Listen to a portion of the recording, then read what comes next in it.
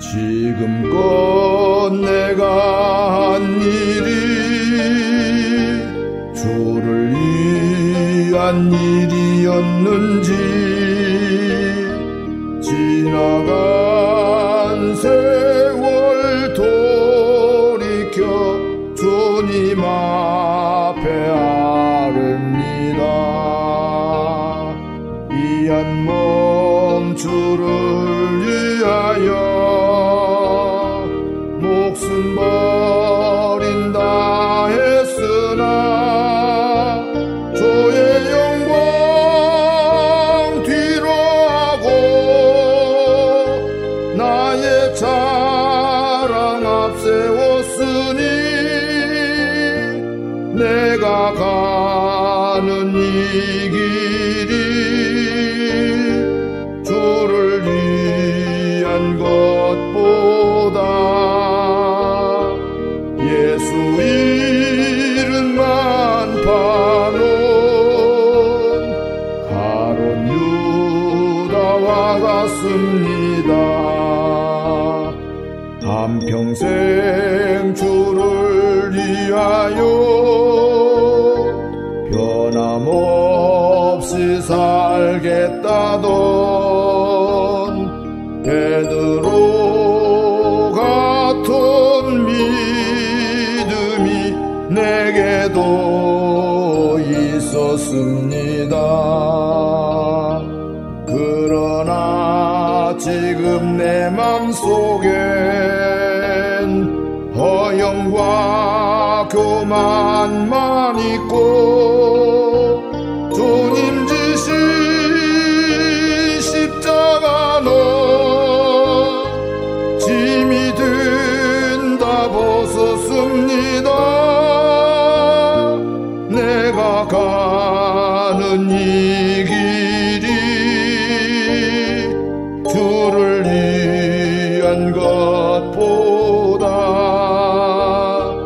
율법만 앞세우는 바리새인과 같습니다.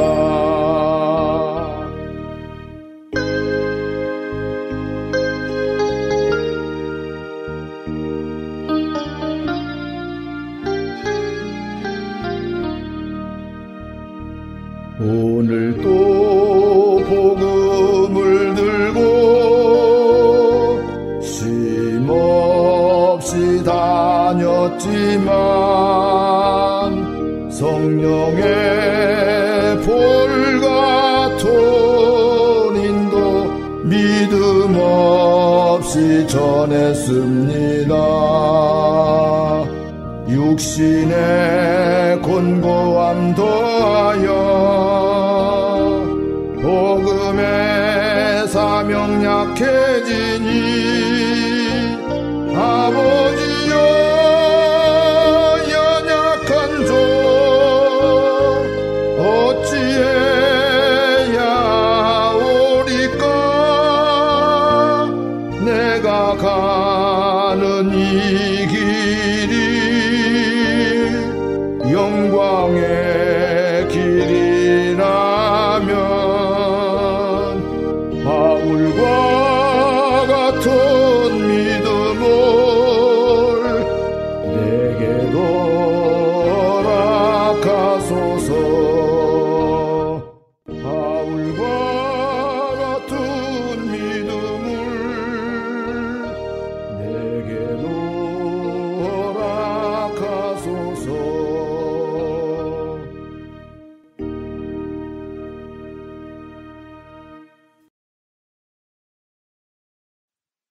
이대구 목사의 신앙간증 에피소드 23번 대학 졸업 후에 인도하신 하나님. 우리 인간은 하나님의 형상과 모양대로 창조되었지만 하나님께 가까이 갈 수 없는 것이 너무나 많습니다. 그 중에 바로 하나님의 창조성, 하나님의 섭리, 하나님의 통치성입니다. 그렇기에 우리를 창조하신 하나님을 모르고 살면서 이 세상 지식으로만 사는 사람은 그가 아무리 많은 세상 지식을 가졌다 해도 그의 지식은 물거품과 같고 그 세상 지식으로는 누구도 행복할 수 없음을 깨달아야 합니다. 대학 4학년 때 결혼하여 가정생활도 해야 하고 신앙생활도 해야 하며 KBS 방송 합창단 활동도 해야 하고 교회 찬양대 지휘도 하면서 대학교의 모든 수업도 받아야 하고 양가의 어른들도 섬겨야 하기에 어떻게 1년이 지났는지 모르지만 아무래도 다 만족시키며 살지는 못했던 것 같고 전적인 하나님의 은혜로 잘 견디며 살았습니다. 특히 나는 결혼하고 1년 동안이 제 아내와 첫 번째로 태어난 우리 아들에게 참 미안한 생각을 자주 했었습니다. 이것은 내가 기도를 많이 하지 않은 탓인데 결혼을 하고 경제적 사정이 어려우니 집에서 아르바이트로 피아노 레슨이라도 하려면 피아노가 꼭 필요했습니다. 그런데 마침 아내가 가지고 있던 돈을 전부 모아서 주면서 피아노를 중고라도 구입하라고 했습니다. 내가 나온 상가에 나가 중고 피아노를 구입하려고 하는데 상점 주인이 그전부터 안면이 있는 사람이어서 왜 중고 피아노를 사려고 하느냐, 우리가 활부로 낼 수 있게 해줄 테니 새 피아노를 사라고 권장하는 바람에 중고 값을 내고 새 피아노를 들여놓으면서 그때 생각으로는 피아노 교실을 해서 활부를 갚아야겠다고 생각했습니다. 그런데 이것이 잘못된 생각이었습니다. 집 앞에 조그맣게 피아노를 개인 레슨 편말을 붙였는데 1년 동안 한 명도 오지 않았습니다. 그러니 매달 우리 생활비가 피아노 활부값으로 나가게 되고 그렇기에 아내가 아주 힘든 고생을 많이 했기에 그 영향 때문에 태어나는 남자 아기가 3kg이고 잔털만 많은 아주 마른 아기가 태어났습니다. 3월 새학기가 시작되면서 광화문에 있는 피어슨 재단의 중고등학교의 교사를 취직이 되었습니다. 그 후로 아기 우유도 사주고 생활이 조금 괜찮아졌는데 우리 처형이 독일에 간호사로 나갔다가 들어오면서 한국에서 애들과 가족들이 들으려고 독일계 전축과 클래식 레코드 원판을 사왔습니다.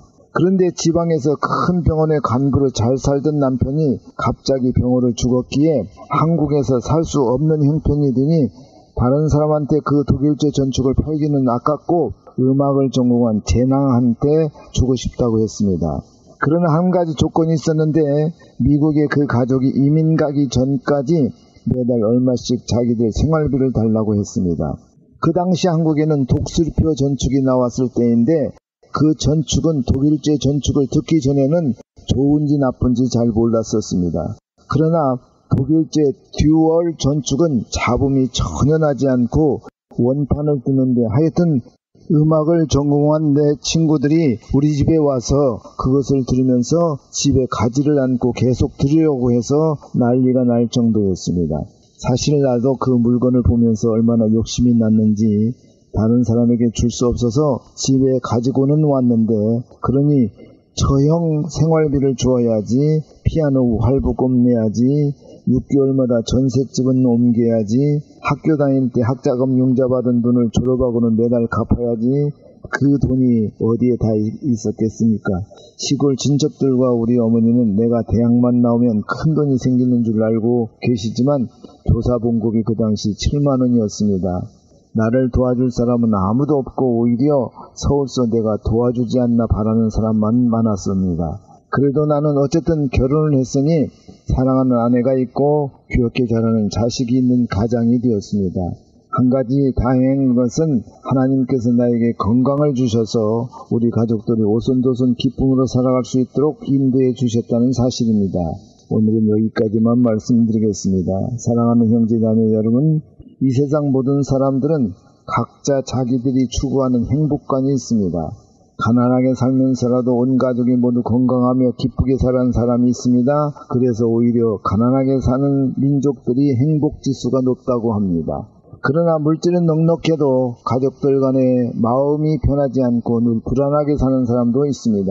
그런데 풍요롭게 사는 사람들 중에 오히려 행복지수도 낮고 자살률도 높다는 통계가 나와 있습니다. 그렇다면 여러분은 당장 무엇을 선택하며 살아가고 싶습니까? 예수님은 이 시간도 수고하고 무거운 짐을 진 여러분에게 손을 벌리고 기다리고 계십니다. 속히 예수님의 등에 안겨서 참된 평안과 기쁨을 누리시기 바랍니다. 오늘 꼭 예수님과 함께 가장 행복하게 사는 여러분이 다 되시기를 예수님의 이름으로 축원을 드립니다. 할렐루야. 아멘.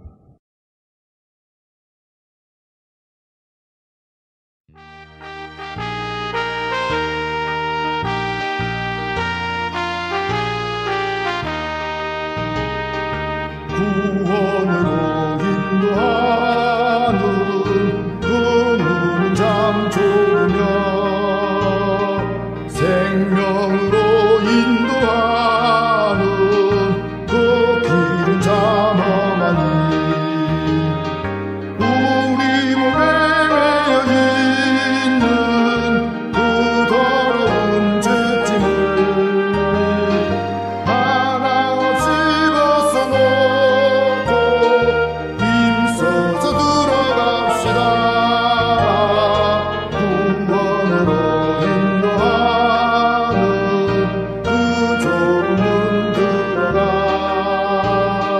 영생으로 인도하는 그 생명길 갑시다. 이 세상에 많은 사람 큰 문으로 들어가 넓은 길로 갈지라도 멸망길로 끝나니 세상 어떤 부귀영화 모두 내어버리고 주의 말씀 순종하여 그 생명길로 갑시다. 구원으로 인도하는 그 좁은 문 들어가 영생으로 인도하는 그 생명길 갑시다.